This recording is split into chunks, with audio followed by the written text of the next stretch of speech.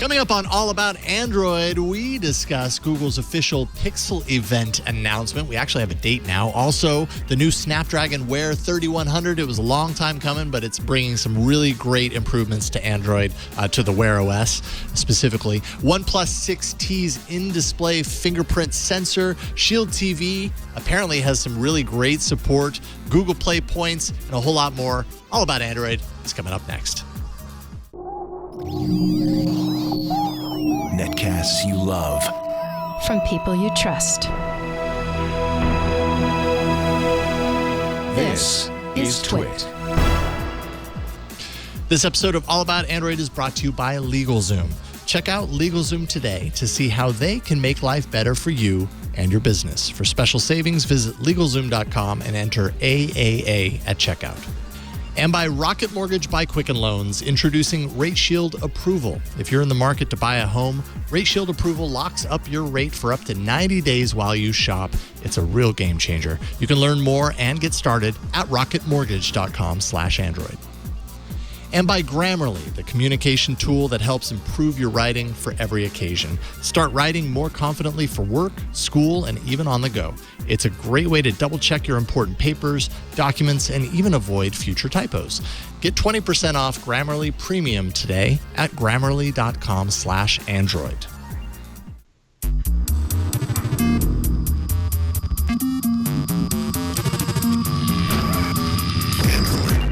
Hello and welcome to All About Android, episode number 386, recorded on Tuesday, September 11th, 2018, where your weekly source for the latest news, hardware, and apps for the Android faithful. I'm Jason Howell.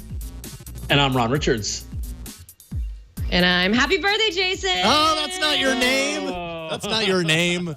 You're Florence Ion. Until we got to the whole hellos. Wishing you a happy birthday. Flo just wanted to be first. Yeah. Happy birthday, I just want to point out to everyone that both of our birthdays have fallen on Tuesdays this year. Oh, wow. That's interesting. So we only have two birthdays here because Ron and I are twins. So 7 years from now, it'll happen again? Is that how it works? Yes. Crazy. Actually, I don't know.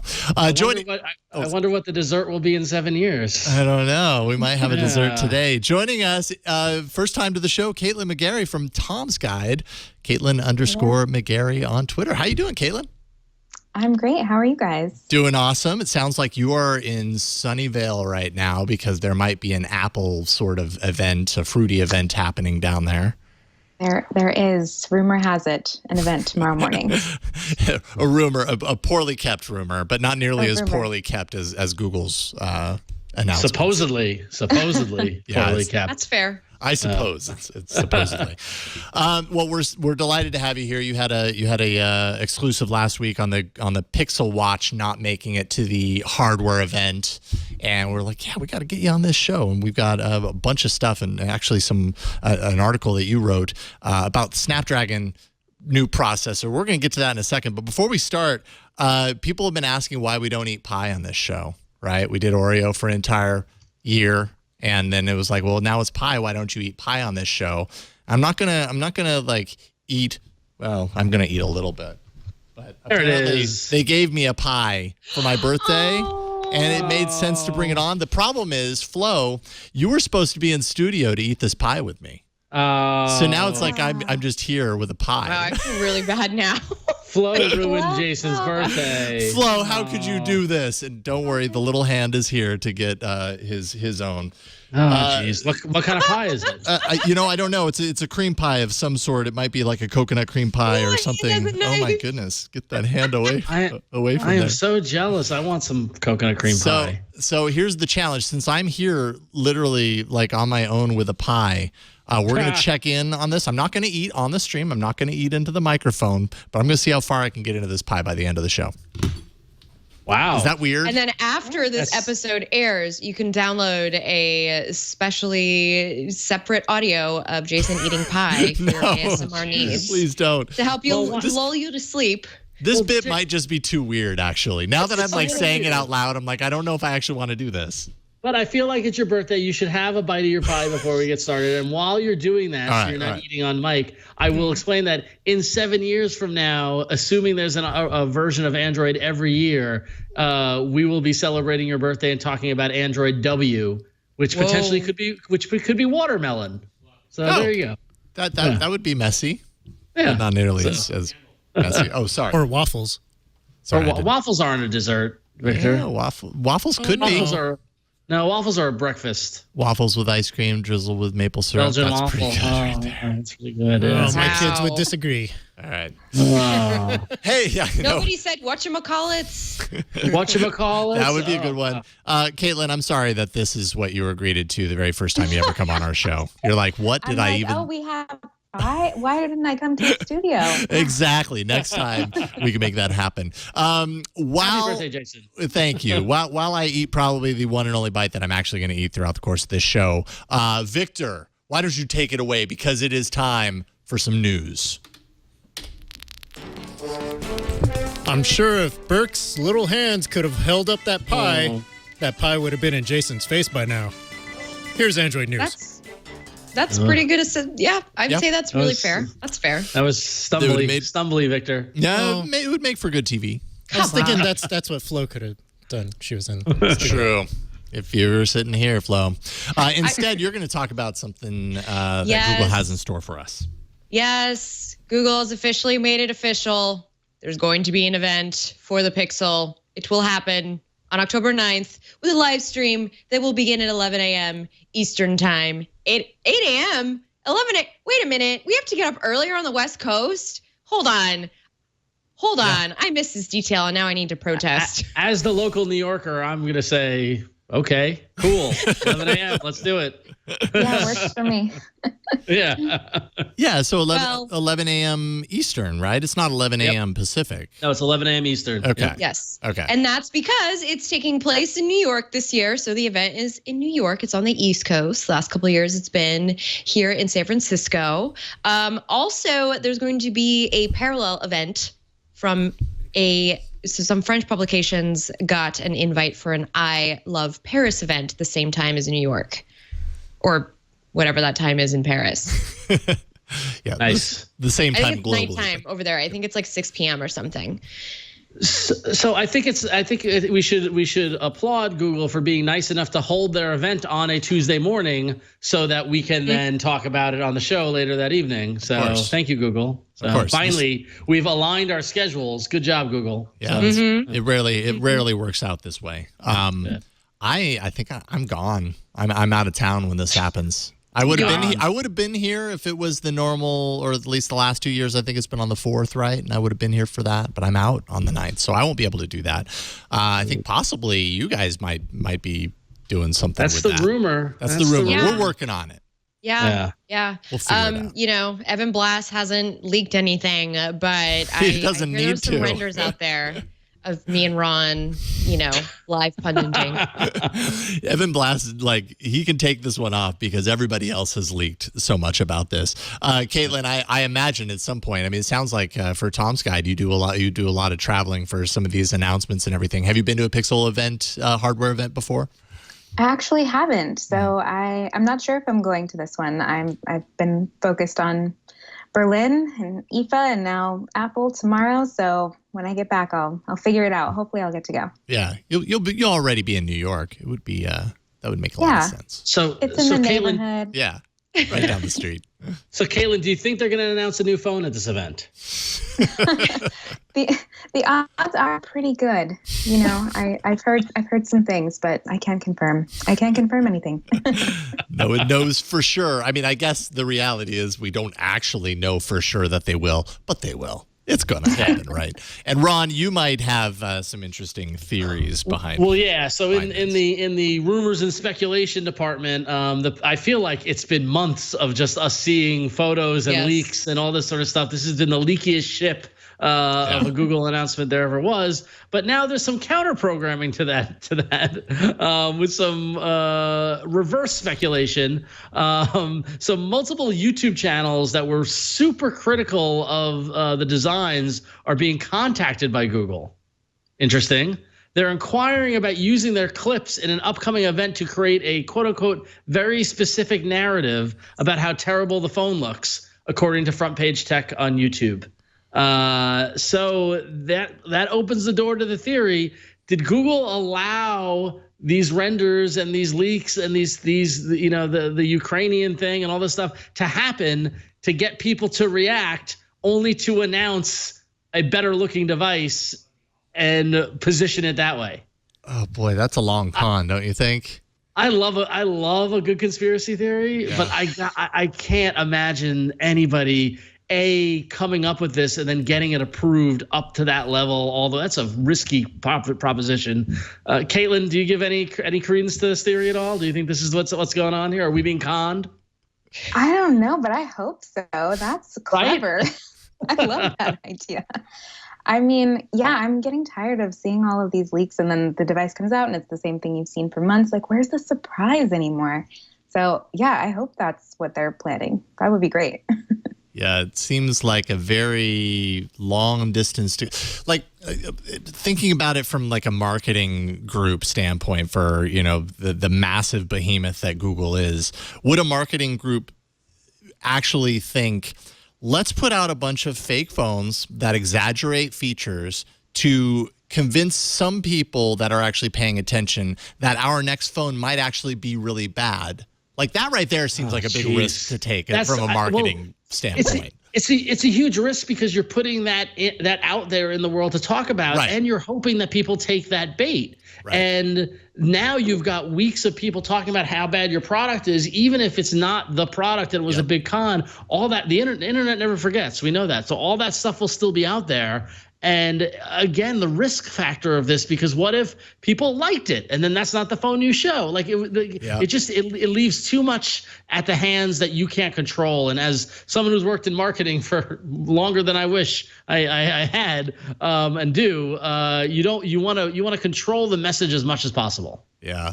Bleak in the chat says it's not worth the effort. The Pixel is a small volume smartphone. Comparatively speaking, that's probably the case. Now, Flo, maybe you're the one to ask on this because you were the one last week that kind of came out pretty strongly on the side of, like, these aren't real. So what do you think? Yes. Could this be a part of that theory that you're right, these aren't real? These were a ruse created by Google to distract you from the real thing that they're going to show on stage, that suddenly they'll lift off the covers from it and everybody will go, oh, that's much more beautiful than the fake ones we saw before. What do you think? I think Google's got bigger fish to fry. Yeah.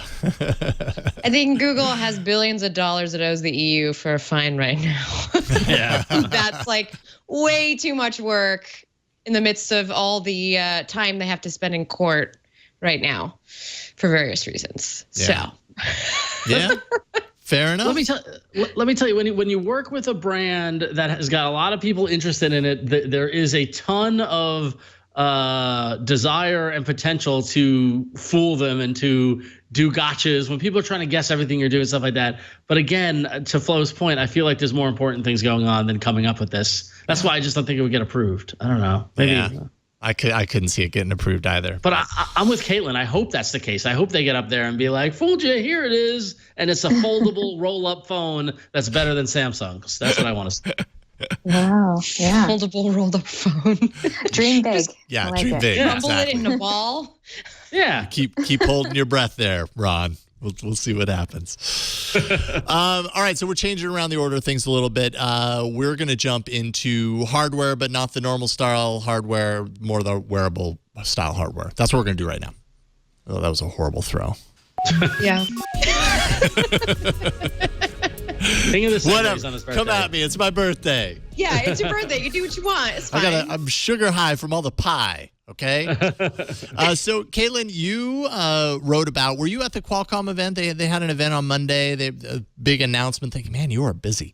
You wrote about Qualcomm's big announcement. It has everything to do with Android Wear. Tell us a little bit about what you covered. So Qualcomm just announced the Snapdragon Wear 3100, which is the new chip that will power the next generation of Wear OS devices. So the current crop of Android smartwatches out there right now are running on the 2100, which is 2.5 years old. It's not quite up there with the other smartwatch rivals on the market in terms of processing power and battery life and features. So Qualcomm says they've been working on this since 2100 came out. They've been working with Google to, put together something that will make Wear OS a whole lot better. So Google's been improving things on the software side, but they really needed Qualcomm to step it up. So I was at the event on, was it Monday? Oh my gosh, what's happening to this week? Yeah. I was at the event and they had a reference device demoing some of the new features. So there's, extended battery life. There's a feature that that activates traditional watch mode, so you can get up to a week of battery life if you don't need all of the full-fledged smartwatch features. And if you activate traditional watch mode, as soon as it's charged, you can run it for close to a month without charging it. And then there's a sports mode, which they've been pretty quiet on what that will entail exactly. But there's a big sports smartwatch customer that will be using the 3100 early next year. So we'll see what that experience will be like. So hopefully this will fix some of the big problems we've had with Wear OS, which is namely the performance. I mean, these watches are kind of sluggish, especially compared to, the new Galaxy Watch, which is very snappy. Battery life is great. The Apple Watch, obviously, a huge competitor. So hopefully with, Qualcomm on the hardware side and Google on the software side, these watches will get a lot better. Battery efficiency is such a high priority for wearables, right? Like that's the major complaint that people seem to have about, and at least at Android Wear. I'm sure the Apple Watch, I mean, in my experience with it, it did better than a lot of what I had encountered with Android Wear. But focusing on this and on the, the full kind of battery mode, if you've got things ramped up, lasting a couple of days, if you peel things back, getting a week out of it, or peeling things back even further to where you can get up to 30 days, which I think we heard the Casio watch from last week. I'm not sure if has this processor in it or not, but that's what they were touting. It does not. They were tackling this from a different route. There is a watch now that was announced, the Mont Blanc. Is it Mont Blanc? Summit 2, which is being touted as the first Wear OS watch with the 3100 for an October release. No price on that. It's going to be an expensive one though, and it's going to have a lot of these, functions built into it. So I'll be really curious to see when people are playing around with these watches, how much time they actually get. Because everybody, I mean, I feel like with phones, with watches and everything, the outlook is always very rosy when it comes to your battery performance, and then you get it and you live with it, and then you realize it's not quite what you expected. So I hope they can live up to what they're promising here. Yeah, I think that at least with a smartwatch, what Qualcomm said is that 5% of the time you're wearing it, you're actually interacting with it. 95% of the time, so basically almost all of the time you're wearing this watch, you're not actively engaged with it. So the fact that they only last 18 to 24 hours is really sad. Like, they really should last longer than that. So I think that was a huge priority for them. And they've said that they will continue to push out updates to this platform to improve battery life even next year. So this will be a huge improvement. Yeah. GPS mode up to 15 hours, new NFC chip in there for mobile payment capabilities, which will be really nice. And then one thing that I really liked that stood out to me was this enhanced ambient mode, which ambient mode is kind of how they're able to stretch the battery out, remove some of the display characteristics, I think. But in days of old, an ambient mode would blank out after a while unless you moved your wrist, and then maybe it would come back on, and even then it would be a single monochrome color or something like that. Well, a lot of these brands like Mont Blanc and some of the other premium watchmakers want to be able to put on their own branded, their own independently created watch faces on here and have it not look, this monotone or the monocolor thing that just disappears. So apparently this new processor enables an enhanced ambient mode for 16 color watch face support. When it goes in ambient mode, it's still going to have kind of this full color layout, and yet at the same time also give you that battery extension that you want. So that could be good. What do you think, Phil? I think it's also very telling that a lot of the brands that came out of this, that came backing it, were fashion brands. I mean, Yeah. I've been saying that for a while now, that fashion is going to be the thing that carries Wear OS through, because clearly it wasn't working coming from LG. And then Samsung went off and did its own thing. Yeah. So, but at the same time, I'm like, how comfortable are these going to be to wear? I didn't see anything for smaller wrists from anybody that was at the event. I'm still wondering what software we're going to have with this. Google Fit is still extremely underbaked, and I think it needs more than just a makeover for it to really become something that I want to buy a watch for. Right. And I just don't feel like there's any reason for me to buy an Android Wear watch. I don't need it. Well, but it's funny because I feel like with this announcement, with the processor, and with the recent, last week we were talking about the updates to the operating system, it's getting to that maturity level. And talking, Jason, when you're going through the specs, you mentioned NFC for contactless payments.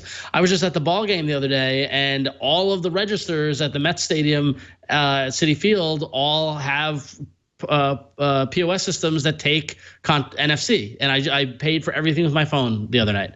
And now take that to the watch kind of environment.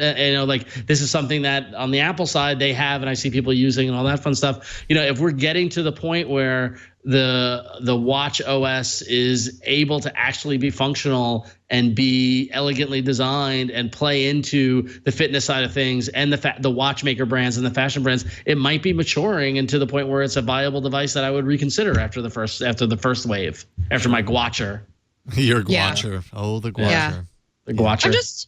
I'm just a little verklempt, because I just feel like this has been revamped time and time again, just trying to come out as hey, it's a wearable. And so I just want to see something work, and I hope that fashion brands taking it on are going to be the thing that moves it, which I think it will, because if you let them do the marketing for you and you just provide them the technology and it works the same, I'm imagining you're just going to be able to pick and choose. If I want a fancy watch that tracks my steps, I'll go to Fossil. If I want a fancy watch that tracks my location, I'll go to Casio, that sort of thing. Right. Yep. Yeah. It makes sense for the actual watchmakers to make watches that are appealing.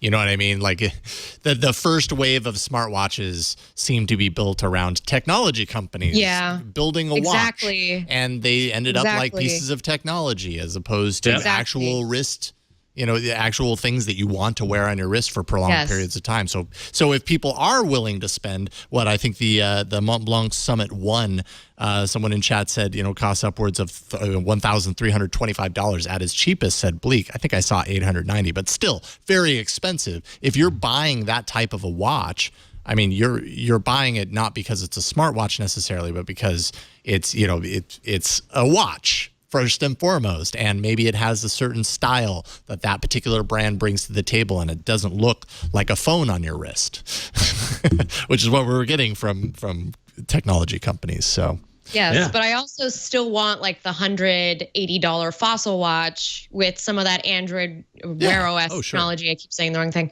I want some of that on there. Just to be able to have that. I really think the watchmakers should have been making this stuff in the first place, but because they didn't have, they didn't have the foresight to think about the technical advancements that we would have. Right. They would invest into those sort of things. No, just kidding. But in all honesty, I think they're going to be the ones to carry this, because it makes no sense it makes sense to buy an Apple Watch, because if you buy an Apple product, Apple for design. You like the product because it's well designed, and they made a watch that you want to wear because I'm wearing an Apple thing. And that's totally a thing to say. You weren't really saying that about Android before. It was just Android was the utilitarian. Yep. And so when they tried to make Android Wear utilitarian, it was what is this?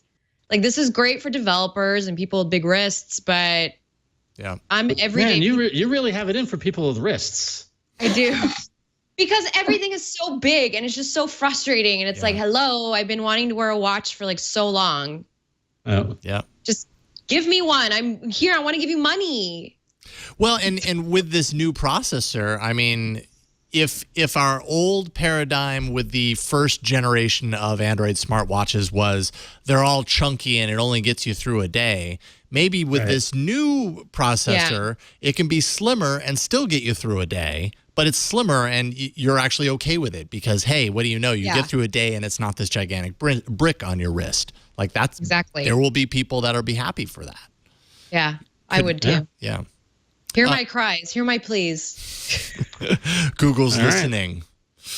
All right, let's take a break. Well, you know who else is listening? Our first sponsor of the evening, LegalZoom, is listening to help you with all of your legal needs. Because you know the saying, time is money. Let me tell you, that is absolutely true. If I've learned one thing in my professional career, time is indeed money. And it's especially when you run your own business. Running a successful business involves taxes, contracts, a whole lot of the fine print. And those are things that eat up too much of your time. Well, it's time to turn to LegalZoom. Over the past 17 years, more than 1 million Americans have used LegalZoom to help launch their businesses, but that's only the beginning. LegalZoom has a network of independent attorneys and tax professionals who can provide you with the advice you need to get through the daily grind of running your business. And the best part is you don't have to worry about driving to anyone's office or being billed by the hour, since LegalZoom isn't a law firm. You can count on LegalZoom to provide the business resources you need and the service that fits into your schedule. So invest your time and money into growing your business and let LegalZoom help with the legal stuff. And that help is, trust me, when you're trying to grow a business, you don't want to worry about this stuff. I'm more worried about screwing this stuff up. So getting advice from LegalZoom helps you not screw things up and keep your business afloat. So go to LegalZoom.com and use promo code AAA at checkout for special savings. That's LegalZoom.com and use code AAA. LegalZoom, where life meets legal. Thanks, LegalZoom, for supporting this episode of All About Android. That is right. Thank you, LegalZoom. All right, and now we'll jump into the normal hardware, the one you're used to. When we talk about a whole lot more than the wearable hardware. There just hasn't been a whole lot of wearable news lately, and then suddenly in the last couple of weeks, it's been pouring out. Because the holidays are coming up, that's why. Yeah, I guess so. Yeah. Convincing us to get another wearable again a couple of years after I kind of gave up on them. Flo, you got the first one. Yes, and we've got the second OnePlus flagship coming out later this year, apparently. So yes, OnePlus is gearing up for its second-gen flagship release for the year. We're talking about the OnePlus 6T, which was a standard thing that they kind of started doing, was it last year or the year before? Yeah, it was the year before with the 3T. So OnePlus has confirmed to CNET that the new device will have an in-display fingerprint reader, which is super exciting because that's basically what we've been waiting for Samsung to do, and they didn't do it first. So there's that. This is going to help facilitate a screen unlock. And OnePlus said that by adding this feature as an addition to other display unlocking options, such as face unlock, users will have the option to unlock the display in a way that is more efficient for them. So leaks of the box first hinted at this feature. And of course, now we have somewhat confirmed from the company themselves. This would make the 6T the first US phone to have this. Like major, like more, major thing that we've been waiting for. Yeah. Yeah. It was originally intended to appear in the 5T apparently, but the tech wasn't mature enough, which makes sense. I mean, it makes sense in this, how manufacturing goes. Yeah. The 6T will be slightly thicker as well, and I wonder if that's to accommodate the sensor. Yeah, some of that underneath the display. Underneath. Also, very good news for those of you who are on T-Mobile is the 6T will have a carrier deal with T-Mobile, so you'll be able to buy it through them, and the expected launch is in October, which is coming right up. Nice. Does the T stand for T-Mobile in the 6T? Yeah. Probably not. I think it stands for. It's a nice coincidence. What does it? Tenaciousness. Tenaciousness. That is a good question. I wonder why they picked the letter T. They must have had a. Should ask them. Yeah. Get them on the phone. Work on that. Work on getting them on the phone right now. So, Caitlin, have you had any time with OnePlus hardware? I know I'm personally a pretty big fan of what you get for the money, but what do you think about the idea of this under screen, behind the display fingerprint sensor technology? Is the next wave? Yeah. So I've seen a couple of the Chinese phones that have incorporated this technology, and it's not quite seamless, at least in my experience, but maybe OnePlus has figured it out. I assume they wouldn't put out a device that was half-baked. Right. I really like the OnePlus 6 a lot, especially for the price. So I'm hopeful that the 6T will, push the boundaries a little bit while still being, relatively affordable when you consider how much phones cost these days. Yeah, and I feel like with every release, every OnePlus phone release kind of creeps up just a little bit in price every single time. It's like, this one's $20 more than the last model. So that kind of affordability gap. I mean, they're still priced so well for the quality compared of the to a hardware, the specs Samsung and all that. device. Yeah. Oh, totally. It's still and half. Samsung devices are getting more expensive. Yeah. And I think the carrier support is a huge deal. I feel like the lack of that has really held them back. So this could be a big deal for them. Oh yeah, absolutely. Totally. That's the huge piece of it. Mm-hmm. Yeah. Because that's the thing we always complain about. Like every single year, it's like, OnePlus is really amazing. Too bad most people won't ever get one because people, at least here in the U.S., people are not very used to. It's just not part of the routine to go online and buy it through a website. They go into a carrier store. And having a T-Mobile deal, T-Mobile makes a whole lot of sense for them to have the deal with T-Mobile. So that's great. Yes. And also, I'm very curious to see how it's going to be priced. Like, how are they going to price it for? I mean, I know they're probably going to do the $25 a month thing, which is kind of how you lease a phone because you can turn it back in after 2 years. But I wonder what that program's going to be like. Because this is a cheaper phone than the other phones that they offer that program for. Right. Yeah. I suppose we won't have to wait very long to find out. It'll be a good test run for other brands that want to come in through a company like T-Mobile. I'm very curious to see how this is going to play out. Absolutely. Hey, I'm a proud T-Mobile customer, and I'm currently a proud OnePlus phone owner. But T-Mobile's been with T-Mobile since Android. I switched to T-Mobile to get the Android G1, and I've never looked back. I'm desperately horrified to look at at new contracts compared to the one that I'm grandfathered in with unlimited data, and I've got unlimited everything, and I pay next to nothing, and so I don't want to screw that up. Yeah. But T-Mobile service has been great. I can't complain. I think they're good. I always get the updates. It's good stuff. So Yep. Yeah. So a long time ago, there was a little phone that could called the Nextbit Robin that I loved. And then it got bought by Razer, which is cool. And then they rolled out the Razer phone, which is kind of like a edgy gamer phone. That came out a little less than a year ago. It came out December 2017. Well, it turns out that it's been successful enough to garner a sequel. So according to Razer's 2018 financial report, the Razer phone, which launched in 2017 and focusing on gaming, including a 120 hertz refresh rate. And they're talking about the Razer Phone 2 coming out. It showed up in AN22, and it revealed the following. Snapdragon 845 with 8 gig of RAM and 512 gig internal storage. Still has that 120 hertz refresh rate and the same 16:9 QHD display. But of course, in reporting this, Razer declined to comment. So who knows if this is actually going to be a real thing or not. So, but it's a bummer.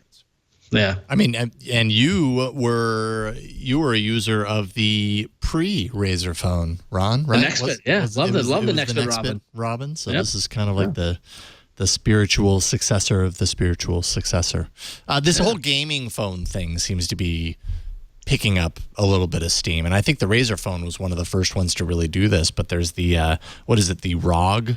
Is it the ROG? The Asus, ROG, Republic of Gamers. There we go. With the fan, Yeah, these games there are these phones that are coming out that are really kind of designed, or at least marketing themselves with features that actual gamers are going to care about. That's definitely a category that I think is working, especially when you consider that games on mobile devices are just becoming more, require more out of them, but are becoming in many ways very console-like. We're starting to see Fortnite and PUBG and these games that even on a mobile device seem more like they were from a console. So it makes sense that these phones would probably go a long way to helping gamers play those. Or Roller Coaster Tycoon. That's also in the Play Store. Plays really well on a tablet. That too. Classic. You need maximum processing power, speed, memory, and everything. You would be surprised how many times that game has crashed on me before I could save. You can hear the fan inside your phone ramping up. Yes. Just like the PC days, right? Yes. Yep. Absolutely. So I thought that we should talk just real briefly here about the Shield TV. You know the NVIDIA Shield. This thing's been around since 2015. As far as Android, a long time. Well, and strangely, in this like technology world we live in, 2015 seems like a while ago. Yeah, it 3 was. years. The Shield TV has continued to do what most hardware makers tend to not do, and that's to actually support their hardware for that amount of time. 3 solid years with updates.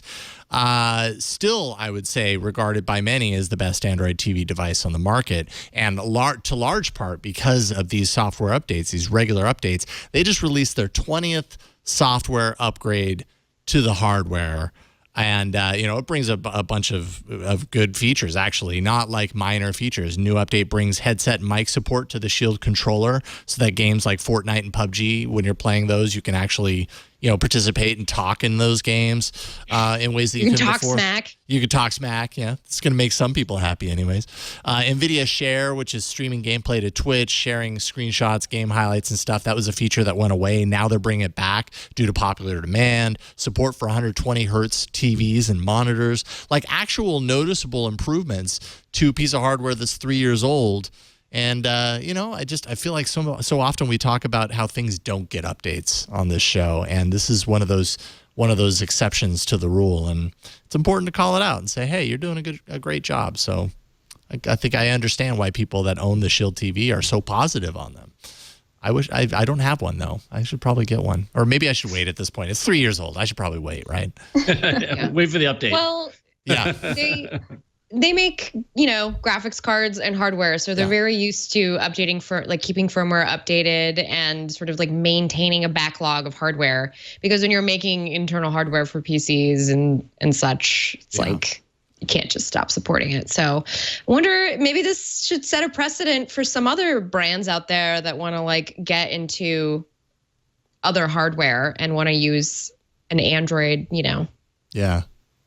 Yeah, I mean, I wonder if it's a little different because this is an Android TV box, like it's not a phone, and so often we see these manufacturers coming out with so many phones that then the challenge becomes how do you support all those phones for as long as you want, as long as users want them to. Meanwhile, they're moving on to these new devices, and Android TV boxes Well, yeah, I was going to say, how many Android TV boxes do you see that have a lifespan of more than 3 years? Like that's crazy. Normally they're released and abandoned, so.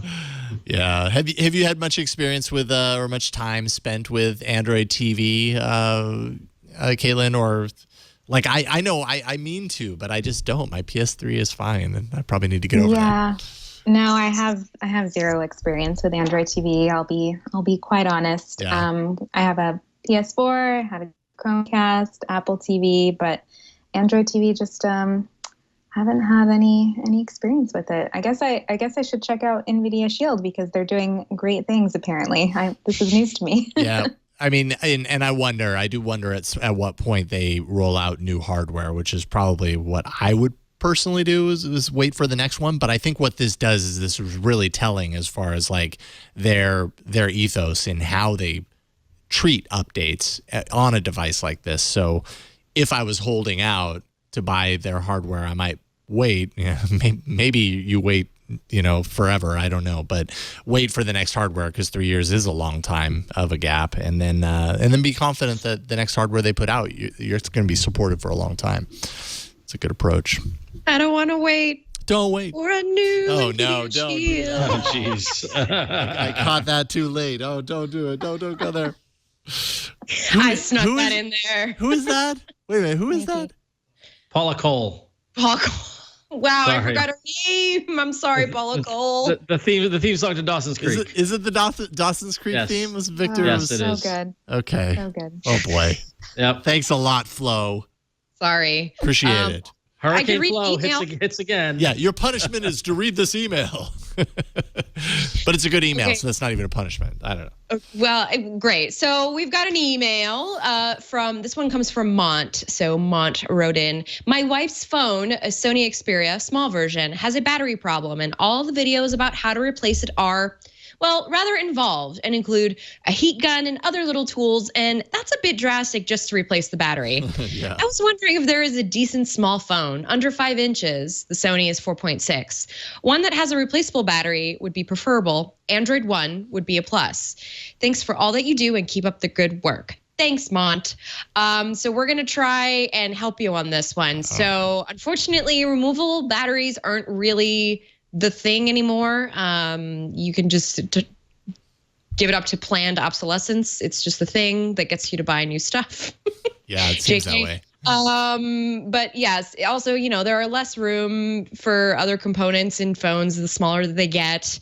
And if you want a bigger battery, it's not really easy to design to that.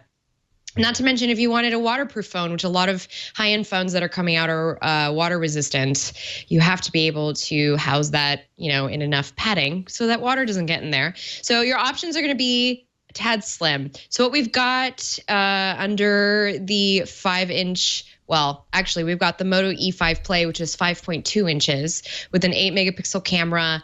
It's a very basic phone, has a 2800 milliamp battery, has a fingerprint sensor for security, but I don't know if you want to go for that like $100 sort of price point.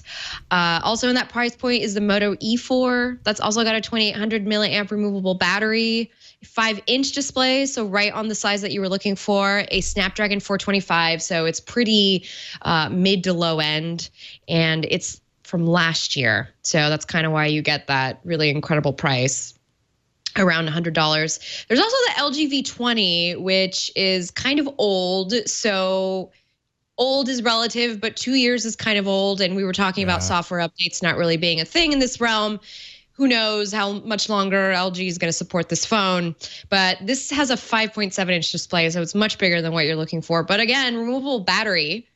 The whole point of that phone was to appeal to, creators and people who really like the ability to take out a battery out of the phone and put another one in so you can make video all the time. Never run out of battery.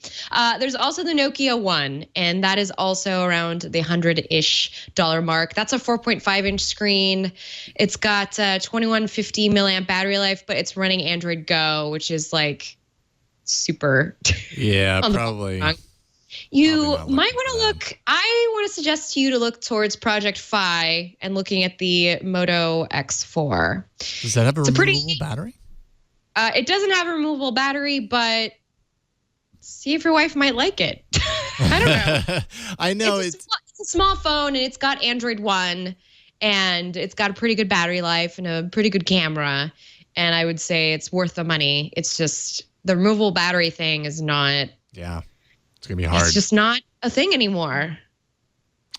It's going to be a challenge. It's so funny that removable batteries used to be so, that used to be like a primary kind of call out feature on a spec sheet. And I think it's at some point they just started opting for non-removable battery because it enabled so many other things that people were asking for, slimmer phones, waterproofing, like Flo said. And then, in some cases, some manufacturers are releasing versions of their phone that are like max versions, which, max out the battery to like 5,000 milliamp hour batteries or whatever to like make up for that, because some people still really want an insanely large Or did battery. they stop putting removable batteries so that they could sell us more phones? Yeah. Yeah, I don't know. What do you think, Caitlin? Is conspiracy? Today's episode is full of conspiracy. What do you think? I think Flo's onto something. But actually, my favorite small Android phone is the Xperia XZ2 Compact, which I love. And it came out this year. It has, the most up-to-date specs. The performance was great when I tested it. No removable battery. But I think if you're looking for a phone at that size, you're going to have to accept some trade-offs. Yeah. Yeah, it kind of sounds that way. What is this? So the XZ2... or the XZ2.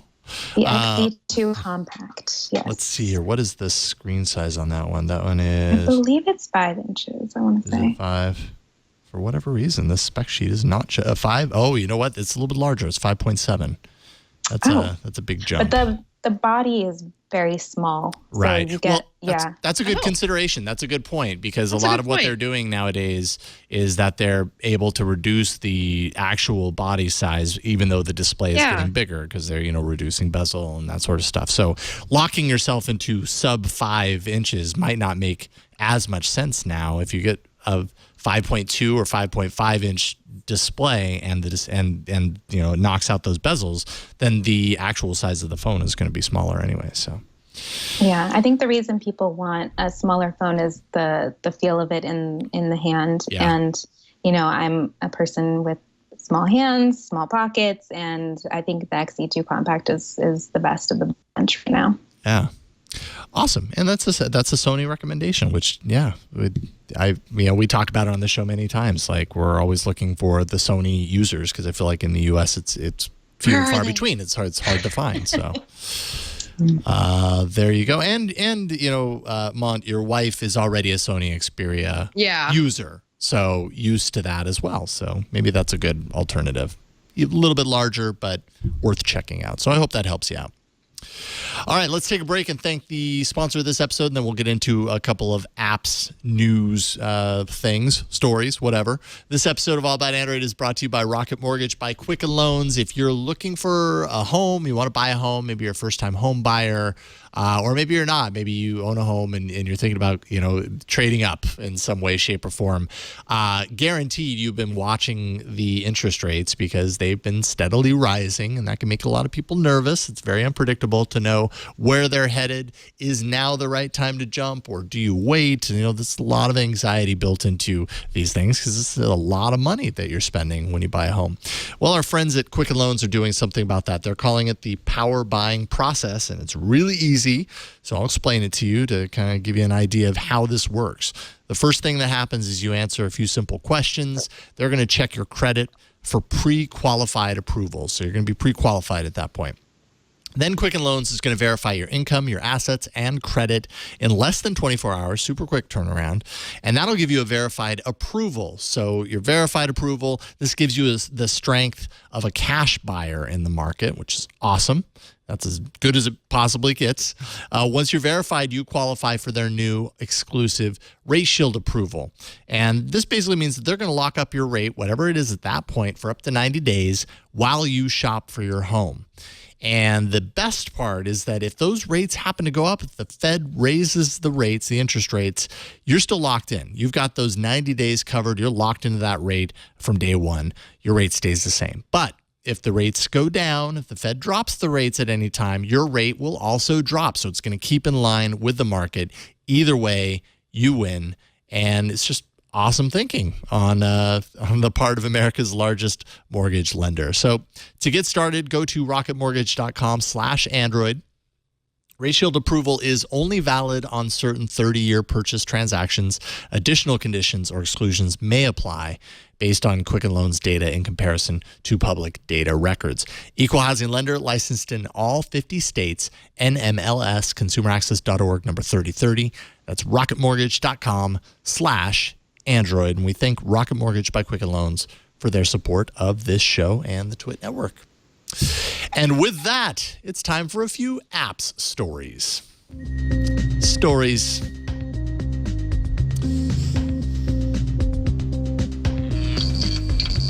All right, Ron, you got the first one. Although you might be muted. I was muted, but now not anymore. You can't stop me now. Welcome back. Skype. You talk while I eat pie. You eat some pie, Jason. And I want to sit everyone down and talk about loyalty programs. You know you love them. Every organization has them. I've got all these cards coming out the wazoo. I've got virtual cards in my Google Wallet. Well, now you can add another one to your virtual Google Wallet, and that's Google Play Points. Coming soon to the Google Play Store. 9 to 5 Google did an APK insight and they discovered this upcoming feature deep buried within the APK. There's a prompt to sign up for a loyalty program, and you can earn points with every Play purchase. And this includes music, movies, TV shows, books, and of course, the apps. and you can earn a point for every dollar spent, and multiple levels to achieve with different medals for each and different level benefits. And points are redeemable for play credit or specials in app items, and the balance does expire at some point. So I got to say, given the number of apps we go through on a weekly basis, it sounds like we're going to be drowning in Google Play points. That's for sure. Yeah, no kidding. Cannot wait. Yeah. But also, given that I use Google Play Movies for my movie rentals and stuff like that, movie purchases like that, I'm curious to see what the redeemable things would be. Hopefully, I'm hoping I can get an Android stuffed plushie like at the carnival. But we'll see. I don't know. Or an Android hat. One of those like green, a beanie, type of the green thing. Things. Exactly. Yeah. So obviously this isn't rolling out yet. This is just kind of in the APK, but I don't know. I think that's nice. I don't know how like beneficial these sorts of things actually end up being. Listen, they're going to send out a catalog every year, and then you can save up your points to redeem them for all of this Google stuff. Is it going to be like what was that? What was the catalog when you're on the airplane? Sky Mall. Is it going to be like Sky Yeah, Mall? that's what it's going to be like. Mall. Oh, actually, I'd probably pick some stuff up through Sky Mall if there was a Google loyalty points program tied into it. Probably be like an Android things board and like. Yeah, right. Really nerdy Sky Mall. Only nerds I'm would into appreciate it. I'm into it. Yeah, I'm into it too. I like a good deal. Does iOS have a loyalty thing? Like, is there a precedent on this sort of thing? Like, that's successful. I don't think there's an iOS loyalty program. Is there? The Apple doesn't have a loyalty program. Like in their app store. They probably don't need it. Yeah, I was just gonna say they consider the fact that you're allowed to buy their stuff as a loyalty program. Enough people are buying things on iOS anyways that they don't feel like they need to roll out a loyalty program to convince people to do it. By the way, I found out that the Google Rewards surveys gives out, I didn't know this, but apparently you get like a PayPal drop off in your email after you accumulated a certain number of like money for iOS users of the survey app because they don't get Google Play credit. So they don't have getting a Play Store. Cash deposit. Yeah. And they just get a cash deposit and it just shows up to their PayPal account. And I had no idea that this is how it's done. And I was like, oh, of course, you guys don't have the Google Play Store. Like you can't do anything with this currency. What are you going to do with that? Is Play Movies or anything like that? Is that on iOS? Like, yes. Your movie library and stuff? Oh, yeah. I don't know. Yeah. I think so. The library could be there, but maybe, I don't know. Yeah, I think the library is and books, but. Right. Interesting. We talked about this a couple of weeks ago. Well, off and on, it's been a thread over the last couple of months. 9 to 5 Google has revealed some design experiments for something we talked about. I think, Ron, you mentioned it a few weeks back, called Shortwave, which is Google's as yet unannounced, officially anyways, experimental podcasting app. And these design experiments, Google has already contacted 9 to 5 Google to basically get in there and say, actually, these are really old and, teams are constantly experimenting. They're iterating. The Shortwave team has long waved goodbye to this approach. I don't think that means that they've waved goodbye to the concept, but maybe this approach, which to me kind of hints that if they have greater podcast kind of support ambitions, maybe this gets folded into it. But this does give some insight into exactly, specifically what it might have been designed to do.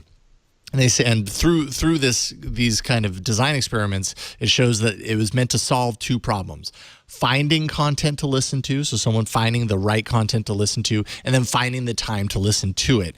And what they're hinting at, or so it seems, is finding content within podcasts, which is definitely something we've talked about, some sort of way to say, I'm interested in this particular type of content, and either through Shortwave or Google Search or whatever, it would know this part of this podcast actually has that thing you're interested in. So not only finding it, but also in some way curating that and pulling those clips out so that it saves you, the listener, the time, so you don't have to listen to the stuff around it, which is an interesting concept when you think about creators who create podcasts start to finish, will they be okay with the fact that if something like this is implemented, that someone could just jump into their podcast, pull out a piece of it, and then move on with their life? And I don't know what that looks like necessarily, but interesting nonetheless. It's a whole nother level of a conversation. I don't know if this is the appropriate show, but podcasting tech and like what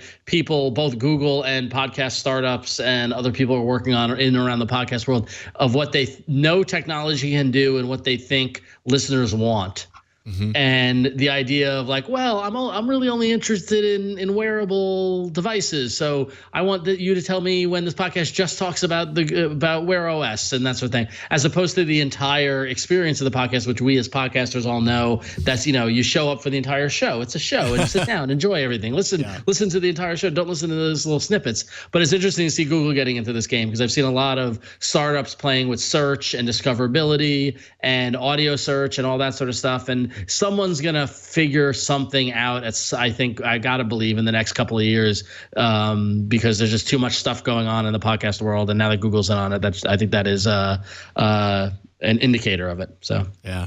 So it makes sense that Google would do this. I don't know if it's directly, I'm sure they want to come in and help shake up the podcast space, but this is just another way to add to its search engine technology. Right. This is AI that's reading or scanning what people are saying, what real people are saying, and using that to index podcasting. And that is a crazy feat, because that's not something that we've really been able to do. And this is just going to make it easier to search through the podcasts, making them more discoverable. So then we end up all benefiting from the system, but it's because Google has all of this, has put all of its eggs in this particular, the AI basket. That's how it's able to do all this stuff. Yeah, right. And it's a lot of work, like the curating aspect of this. I wonder how many machines, how long it took to teach those machines. Sure. or will take or what. Yeah. I don't know. Yeah, because they're going to be learning as they're going to be feeding on our podcast audio. Oh, they're going to be feeding. Someone's got to listen to all those podcasts. It's not going to be me. So. Yeah. Right. Then we'll truly be wondering how much of our podcasts are already really difficult to understand how many people are actually listening to them. Like there's only so far you can go. Once robots are truly listening to our podcast, we'll have no idea. But once those robots are given the ability to buy from our sponsors, we won't care. Yep.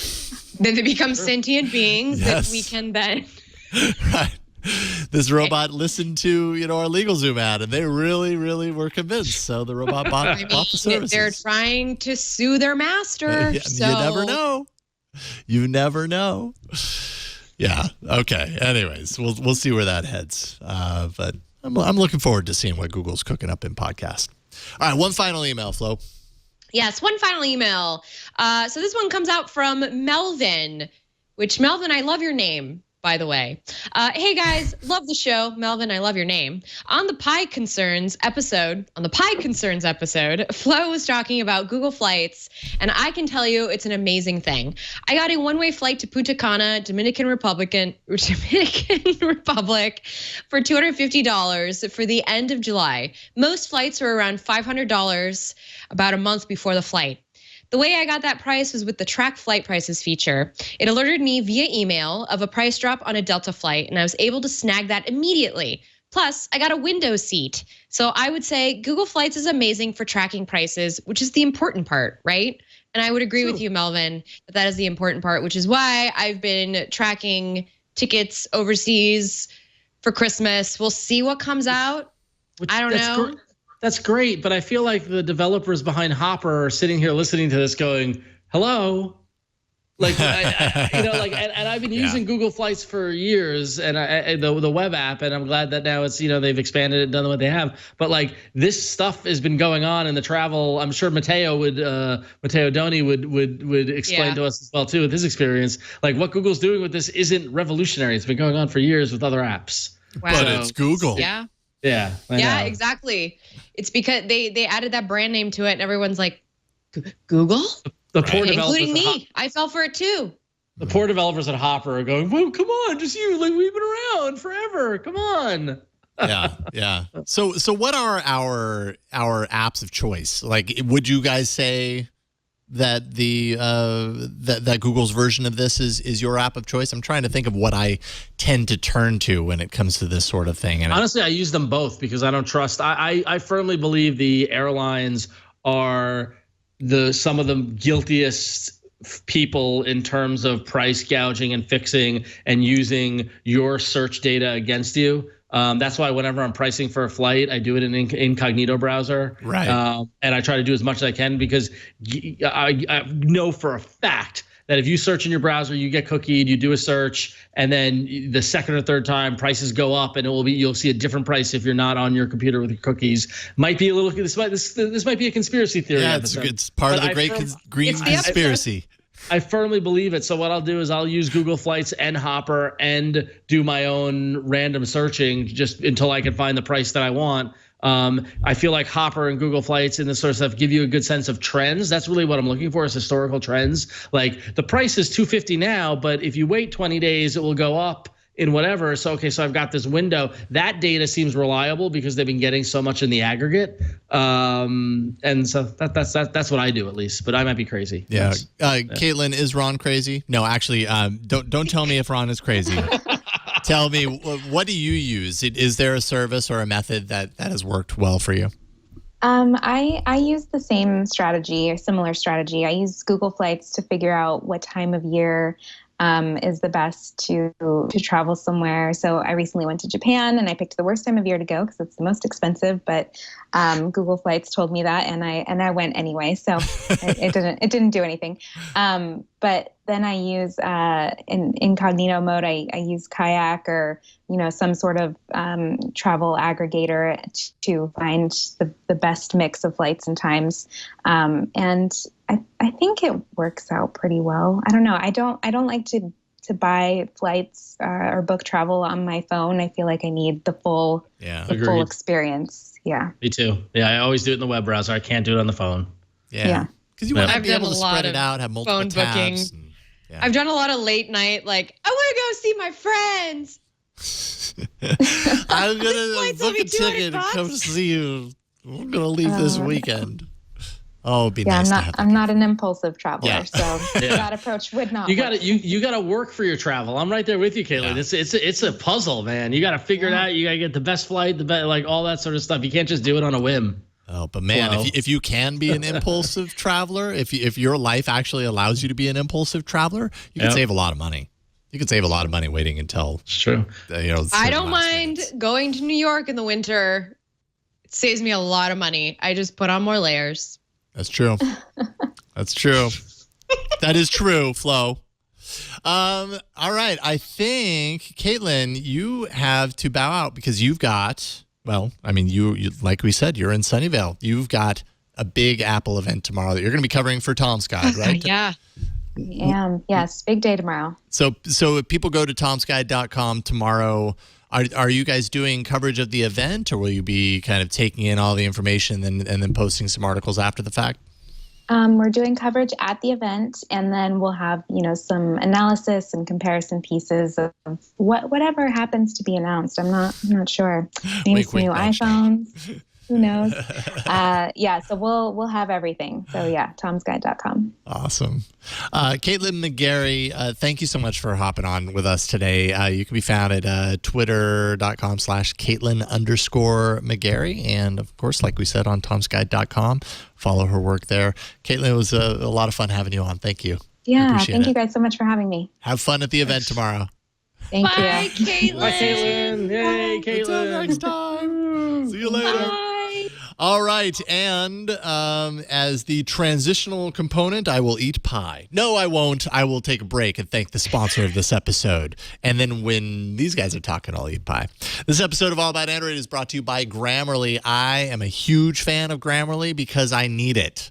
To be completely honest, if Grammarly isn't there correcting my grammar or my spelling errors, like I come across an email not the way that I would like. And that's kind of the beauty of Grammarly. It's always working. It's always kind of keeping track of your sentence structure, and it poses for you these corrections, and it appears there in real time, and you accept it, and you feel smarter because it makes you sound smarter. Grammarly is the communication tool that can help improve your writing for different occasions, and it does so very easily once you have it installed, and in a number of ways that you can install it on your phone or on your laptop, your desktop, all sorts of ways. It's a great way to double check your important papers and documents. You want to make sure that you avoid those typos. They have a free version that'll get you started. But like I said, it's available cross-platform. So that's online, desktop, mobile, and there's actually a premium Grammarly version that allows users to track their writing skills and progress over time.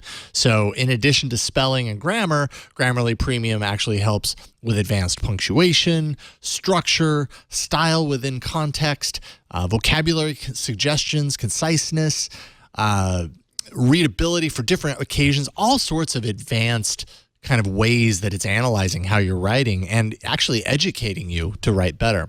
85% of surveyed premium users identified themselves as stronger writers as a result. So go to Grammarly.com/Android. You can get 20% off Grammarly Premium today. That's Grammarly.com/Android. Check it out for yourself. I promise you, you're going to like what you see. And we thank Grammarly for their support of All About Android. And now, bong, bong, bong, it's time for the arena. So many enter, but only one lives. Android Arena. I know it's been, who's eating pie? No, I'm not. I'm not eating pie. I'll let you finish that bite of pie as I continue to say, one of my favorite things about the show is when the guy rolls his R in Android Arena. Yes. It's such a subtle touch, and it's so perfect. And I feel like we need to call it out at least once a quarter. So there you go. It is indeed. Yes. Once a quarter. Yep. That's our ritual, our requirement. All right. So last week's episode, let's see here. Sorry, I've got to get rid of this pie. Twit.to/AAA poll 385 was where you went to place your vote. And last week, it appears that Mindly wins at 46% of the vote. Let's see here. So, yeah, it's a great visualization tool. So, obviously, you guys seem to like the way that it visualizes your project management, that sort of stuff. 46%. Second place is Slowly, the other Lee in the running. And was that yours, Slow? Yes. It was Flows. Yep. Congratulations, 35%. And then third place, Runtastic Balance at 18%. Listen, I tried to go with the healthy app, and clearly you guys have spoken. You want to be unhealthy, and that's not my problem. But guess who's on a roll with the arena? It's the birthday boy. Oh, Yes. Jason now is bragging a 3 in a row first place streak. 3 weeks in a row. Jason's I'm going to won. celebrate with some pie. You deserve it, my friend. Eat that pie. Go for it. So keep eating that pie, and I'm going to tell you what the other points are. So after 36 weeks in 2018, guests are still in first place with 104 points. I'm still holding on to second place with 89 points, but knocking on the door, the birthday boy, Jason's got 86 points, and Flo's way in the back with 78 points. So we continue to game the system by saying goodbye to Caitlin and now only having 3 people in the arena. And it seems like a conspiracy, but it's not. I promise you it is not a conspiracy. This is just the way it worked out today. At this point, I feel like pressure as the person who generally reaches out and books guests. I feel pressure upon me to make sure that every single episode through the end of the year is booked so that it doesn't seem like it's a conspiracy, because I promise you it is not. It's just the way that it's worked out. So, and so far, looking at the schedule, we're doing pretty good as far as guests booked for the future. So we'll have guests. We'll be all right. Don't worry. We're not trying to game it. Listen, all right? Jeez. We're not totally on purpose doing this. Yeah. I've gained some systems, but this is not the system I'm gaining. All right. All right. Well, so I went healthy last. I get to start, right, Jason? Yes, you get to start, and I've got it installed, so I'll show it off. Cool. Well, so I went healthy last week with your body, and you didn't want that. So I'm hoping this week I'm going to go healthy with your data. and I'm going for a bit of a ringer here, but the fine folks at the Tor project unveiled the Tor browser for Android, which is currently in alpha, and it is what it sounds. Oh, that's not that at all. There you go. I missed it. Sorry. Yeah. So the Tor browser for Android, and for those who don't know, Tor stands for the Onion Router. But it's basically the network that protects you from protects your privacy. You're able to utilize their proxy network to kind of hide your fingerprint, your digital fingerprint on the world. So the Tor browser for Android, this is very much an alpha. So it's built on the Firefox browser engine, right? So they've got a dependable base to come from the folks at Mozilla and Firefox, and it's got all the things that you would expect from it. Now, but the one thing to note is that because it is an alpha, it's still an early build. You still need to download and install the Orobot, which is the proxy server that connects you to the whole Tor network and all that sort of stuff to hide things. So once you've got Orobot in place, Orobot talks to Tor browser for Android, and as you browse, you're going to block anybody tracking you. You're going to block any surveillance that's happening against you. You've got encryption. Basically, it's going to allow you to browse completely privately and keep all your data safe. So what's better than that?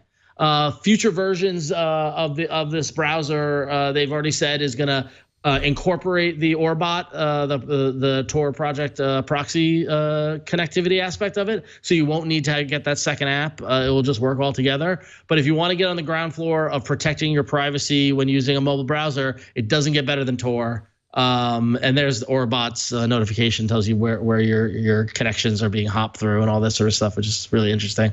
That's another app. But but it's a great internet browser. It's got all the things you would expect. I find the fact that it has incognito mode kind of funny because you're already pretty much incognito while you're doing this. What is the extra incognito layer? If you hit exactly. If you hit the see the little mask, there it is. So there it is. It doesn't remember. It's local work, so it doesn't remember the history and things like that. Right. So, yeah, because you do have kind of a history landing page here, top sites, bookmarks, that sort of stuff. Exactly. And so that would be just like a straight up browsing session that's outside of all that tracking in the app.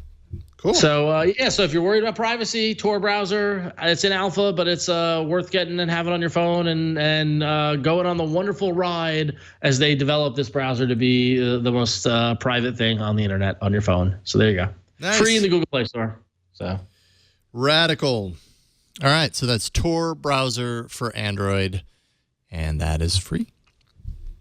All right, Flo, I've got your app installed. What is it? Okay, so if you've been watching Know How, which you better be, because we've got next week is our last episode, and you need to be watching the season. You have time to catch up. Sorry, I keep shilling my other show on this show, but you know what? We work hard. Anyway, so you know that I like to use an app called Pluto TV, which is how I get like free whatever channels when I'm feeling like going through channels.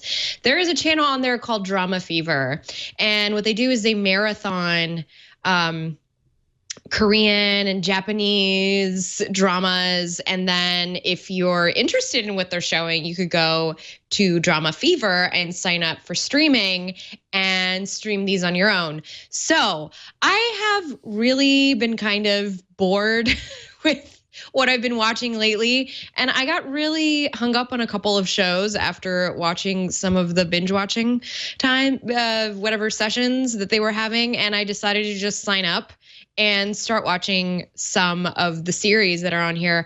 Right now, the series that I'm really into, and you can search for this one, is called Missing 9. So it's just spelled missing and then 9 is spelled out.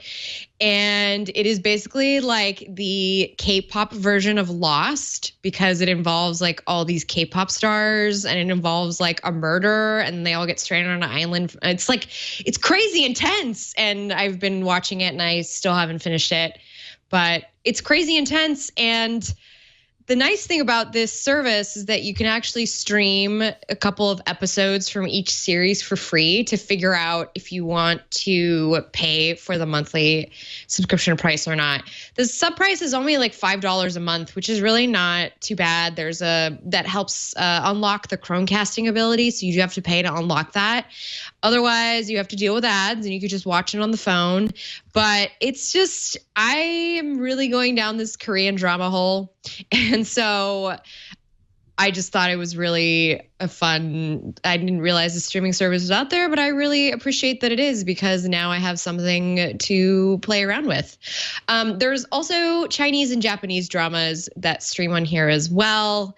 And I'm still diving into what some of these titles are. So I'm not an expert, but if you're interested in trying a different genre of entertainment, want to check out some drama from overseas, and you like cheesy stuff like 90210, I really think that you'll find something that you like on Drama Fever. And you don't even have to pay for it if you don't want to. You could just do the free service and just like step in if you want to waste some time.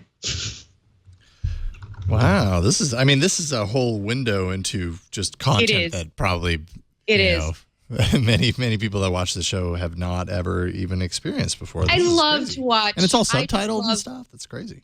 I love to watch dramas and series from other countries, because I love the drama and soap opera genre.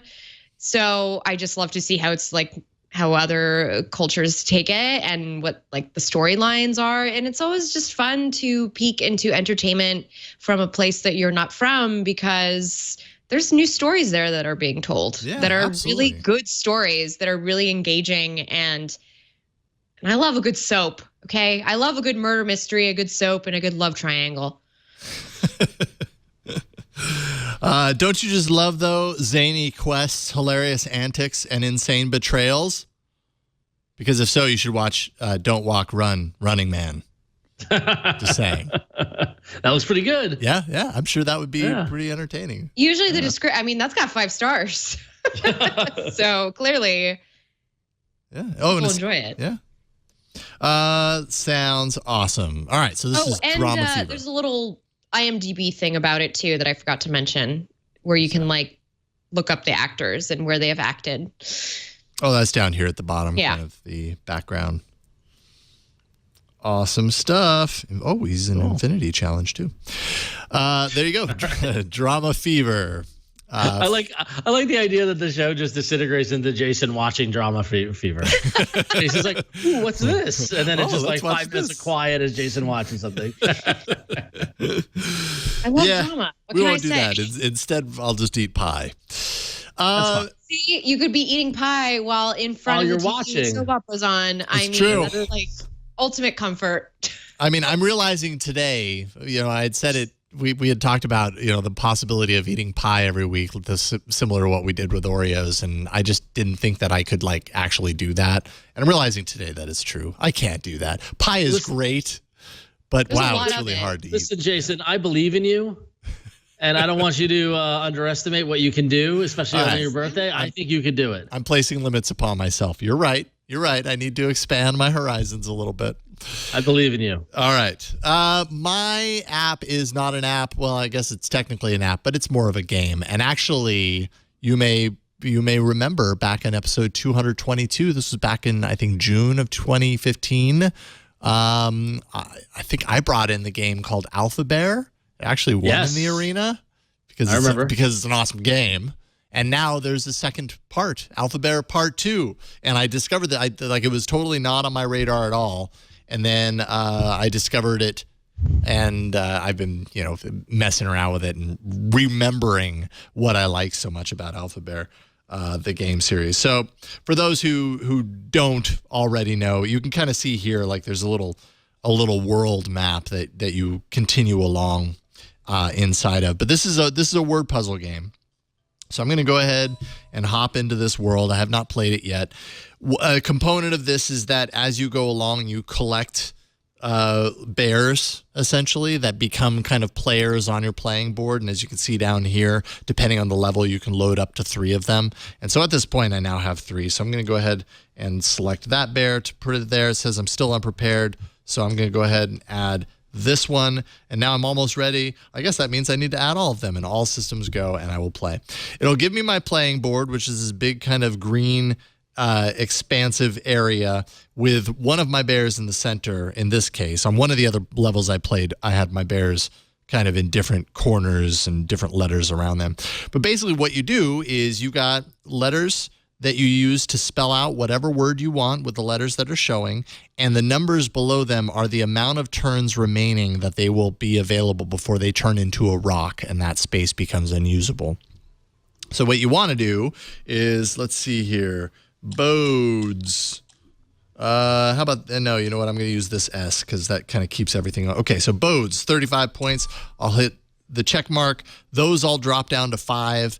The ones that I got turn into bears, and as I kind of complete more of these, they form larger bears, and the overall goal is to get a very nice large bear that is unobstructed by rocks. If I let one of these go down to 0, it would become a rock, and you can't expand your bear from there. So TILTS, tilts, sure, those go away.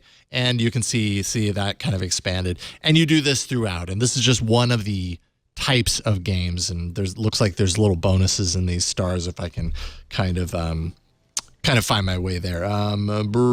BREEDS, breeds, sure. There we go, and more, and things get bigger, and whatever. So you kind of get the point. And it's just, I don't know. I'm a sucker for word games, I guess, and I like the design style and approach of the Alpha Bear series. And so it's nice to see that there's a new version of this, and they've kind of worked in some other elements that are fun to kind of discover as you go along. But this is Alpha Bear 2. It's a lot of fun, and it's free. I'm sure that there's some way that I can throw them money, but I don't think that I did throw them money. In-app purchases. I'm sure, yeah. In-app purchases, if I wanted to, get different types of bears or something, I'm sure that's possible, but I haven't, and I'm having plenty of fun. One thing to keep in mind is when you clear levels, you have the option of kind of cashing in on certain bonuses or certain kind of upgrades, either clothing changes for your bear or coins or whatever. And those coins, I'm going to go ahead and quit to the menu. Those coins come in handy. I think that's what they are in continuing to play. So as long as you're winning, it's one of those games. As long as you're winning, you're building up your capability to continue playing. It's when you start losing hard that, I'm sure at some point there might be some sort of like a time limit or something like that. But anyways, it's fun and I like it. Alpha Bear 2. That is the Jason loves his bears. I love my bear games. Let's see here. So I'm going to create the URL, and we are good. twit.to/AAA poll 386 is where you'll want to go to place your vote for your favorite app and or game this week. Is it Tor browser for Android? Is it Drama Fever or Alpha Bear 2? We've got you covered. So go to twit.to/AAA poll 386 and place your vote, like Victor is about to do. I think he's going drama. I think he's going drama fever. Drama fever. There it is. I knew it. Good work. Victor, you have to watch Missing 9. I saw Drama Fever and I was like, that's got Victor written all over it. Well, my wife and my daughter watch a lot of the Filipino ones, which strangely enough are based on a lot of these ones from Korea and Japan. So. Oh, okay. So similar stories. Right. Interesting. Also, Victor and I have similar interests. Yes. Yeah, it's true. We both love drama. It's true. Usually when you're in here in the studio, after the show is done, you and Victor get into discussions about things like Pokemon and stuff. So, and then you're talking for like hours, basically. Yep. It's because Victor's helping me build my deck. Oh, that's why. See, this is lingo that I don't understand because I'm so far outside of the Pokemon thing. You have to rely on ask your friends for help. Do reach out. They're there, willing to help. Thank you, Flo. Appreciate it. Thank you. I'm sorry I wasn't there, Jason. It's okay. I'm just giving you resistance, but it's all good. I understand. It's okay. This pie will not wait for you, though. I'm sorry. It will be gone. Yeah. So that's probably fair. Another time. Flo, what do you want people to know? I want people to know that right now I'm working on some stuff, but I'm not ready to tell you what I'm working on. But I'll tell you next week. Okay. When I'll finish it this week. So until then, just FlorenceIon.com if you'd like to see my resume, and That Flow on Twitter if you'd like to see me just talk about myself and my life, my opinions. Right on, Flo. Thank you very much. Appreciate it. What about you, Ron? Follow me at Twitter at RonXO and on Instagram at RonXO, where I'm posting fun stuff. I saw Shellac play last night. I posted some pictures and some stuff on my Instagram stories. Nice. Love the music. One of my many projects is actually, we were discussing it tonight at dinner. It is going to go live as soon as next week. So it might be something new for you to listen to. So hold me to it, but I'm hoping next week I'll be telling you about a new podcast. So certainly hope so. Yes. Hey, Ron, can you put Ron back on the screen? Hi, Jason. Happy birthday. Hey, do you google.com/plus Ron Richards? Should we have that there anymore? I haven't done anything on that in a long time. I'm just wondering. I can't believe that I haven't noticed it until just now, but I think every now and then I get people liking old stuff and all this fun stuff, but yeah, the last thing I posted was poll. It's all the polls. It's all polls. Okay. And the last thing I posted that was content was May 2017. Wow. Oh, okay. That's probably better than me. I haven't posted actual content. Well, let's find out. I'm going to Jason Howell, and the last thing Jason posted was for Yellow Gold. It was probably Yellow Gold related. That makes sense. Marketing your album. Yeah, marketing for all of those sales. Let me tell you. Not very many. It's okay. It's fine. I'm okay. Jason, seriously, I'm okay. We'll find you. Twit.tv is where you'll find me. I'm here doing lots of shows. If you want to find my music, you can. yellowgoldmusic.com. Victor, thank you for being you, man. No problem, man. And did you get any pie? No, not yet. Okay. Well, maybe later. There's a corner that my spoon is not touched. So that sounds delicious, doesn't it? If you would like some pie, there's plenty left. Real quick, before we do the wrap up, there is a new podcast on the Twit Network, and it is called Valley of Genius, the voices that built Silicon Valley. It's an audio podcast, audio only, so we don't have a video component on this one. It's Leo Laporte and author Adam Fisher, who just released the book called Valley of Genius. It's actually super interesting. First episode is up right now that covers Steve Wozniak. Basically, Adam interviewed something like 200 Silicon Valley staples for his book on kind of the history and the growth of Silicon Valley over the years. And so this podcast is really kind of listening to and contextualizing those audio recordings along with Leo and Adam. So kind of talking about the history and then hearing in the words of the people who made that history, starting, of course, first episode with Steve Wozniak. Next episode, Stuart Brand, but there's also Nolan Bushnell, which would be super interesting. Alan Kay, man. Scott Hassan, Alvy Ray Smith, Sean Parker, Ev Williams, Tony Fidel, Joey Anouf, and so many more. So this publishes every Monday, and it just launched yesterday. So check it out. Go to twit.tv/VOG for Valley of Genius. And you can subscribe to the audio podcast and listen. It's very fascinating. You're going to learn a lot. Can I tell you, no BS, not because, I would not be, I'm not saying this because I'm here and a happy member of the Twit family, but I got the email about that and I was reading, I'm like, oh, this is cool. Yeah. This is I'm so glad you guys are doing that because this is a show that people like us need to listen to. I love that history stuff. Nolan Bushnell and all that fun stuff. Oh, that's so cool. So, totally. Yeah. Lots of cool history and the voice recordings of the people that are, that the history is around to add to it. So check it out, twit.tv/VOG. That is it for this week. Leave us a voicemail, 347-SHOW-AAA. Send us an email at AAA@twit.tv. Find us on Twitter. We are at Android Show. Arena Apps list. Thank you to the folks that keep this updated. Twit.to/Android apps. If you want to see all of the episode or all of the apps that we've reviewed on this show, you can go to that list. Come watch us live. Tickets at twit.tv, and you can sit in the studio nope, there's no one there. But you could be someone there. if you wanted. No one I'll came for be your there next birthday. time. No, it's okay. It's No fine. one came for I your got a pie birthday. instead. Oh, I can't believe Flo blew you off on your birthday. It's okay. It's okay. Maybe I will save her a piece of the pie. I don't know. I'm feeling in a good mood now. You can catch us live on the stream, though, if you aren't in here to celebrate my birthday. That's starting on Tuesdays, starting at 5 p.m. Pacific at twit.tv/live. But really, the place to go, twit.tv/AAA. That's where you'll find all the links to all of our episodes. And hey, that hero image looks better. So go there, and you'll find all the ways to subscribe to this little podcast that we do each and every week. And that's all there is to it. Thanks, everyone, for watching. We'll see you next week on another episode of All About Android.